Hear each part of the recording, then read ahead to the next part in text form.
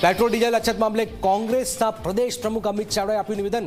કહ્યું કે ભાજપની નિષ્ફળતાના કારણે આજે આ પરિસ્થિતિ ઊભી થઈ છે। સરકાર તાત્કાલિક ખેડૂતો માટે વ્યવસ્થા ઊભી કરે। સૌરાષ્ટ્ર કચ્છમાં ખેડૂતો પરેશાન થઈ રહ્યા છે। મોડી રાત સુધી ટ્રેક્ટરની લાઈનો જોવા મળી રહી છે। સરકાર તાત્કાલિક પેટ્રોલ ડીઝલ અને ખાતરની પૂરતી વ્યવસ્થા કરે। જનતાએ લાઈનોમાં ઊભા રહેવા માટે તમને મત નથી આપ્યા। આપ જોઈ રહ્યા છો શું સ્થિતિ છે।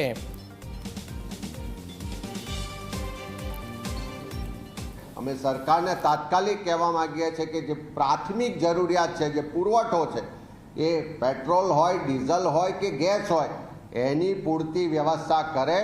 આ લાઈનોમાં ઊભા રહેવા માટે તમને મત નથી આપ્યા। લોકોનો અધિકાર છે ને લોકોને સગવડ મળવી જોઈએ।